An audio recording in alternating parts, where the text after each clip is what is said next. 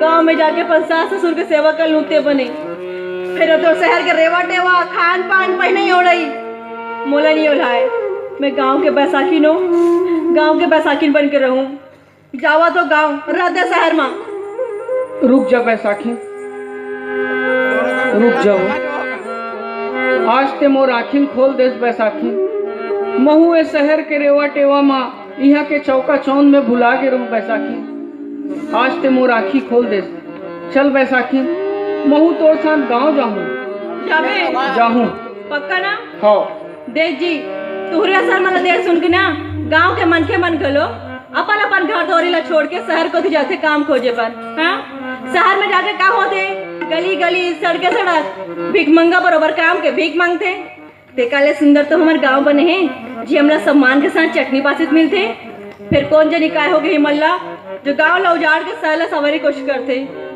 अरे भाई, ये तुरी से पढ़े लिखे मन तो कतो का ये गांव हमारे देश के आत्मा गई के। और ती बता, ये तोरे शरीर ले आत्मा निकल तो शरीर के कुछ रहेगा बता? नहीं रहे बैसाखी। नहीं रहे ना? हाँ, तो वैसने सबो बोली भाखाला सीखो।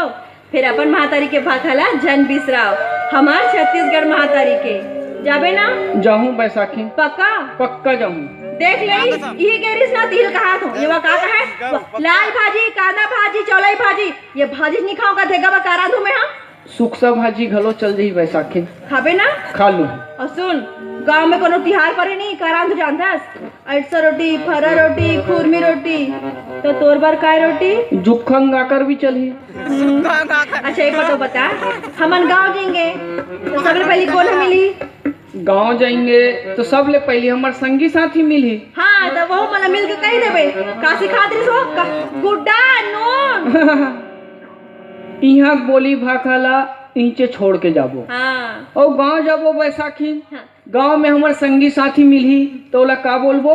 राम राम जय जोहार। जय जाबो। मोर भाखा संग दया माया के,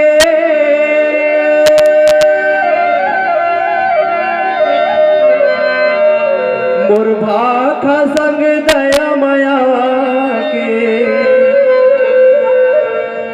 सुघर हवै मिलापुरे, ऐसन छत्तीसगढ़िया भाखा दोनों संगे झलरापुरे। ऐसन छत्तीसगढ़िया भाखा दोनों संगे झलरापुरे।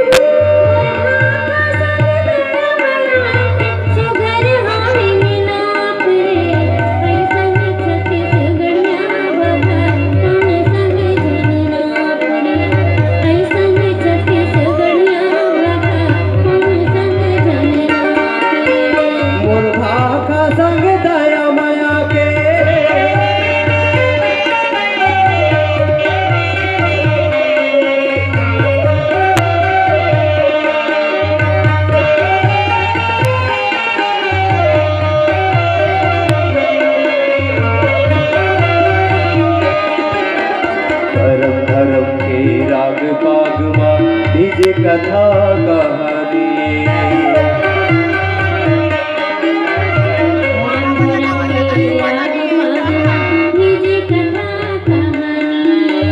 बोलत मेरा लागत जैसे ये गीता के बानी।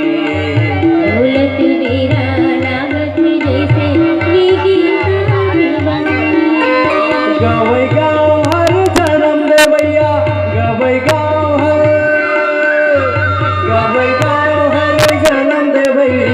छत्तीसगढ़ के छापुरे। ऐसन छत्तीसगढ़िया भाखा दोनों संगे झलरापुरे। ऐसन छत्तीसगढ़िया भाखा दोनों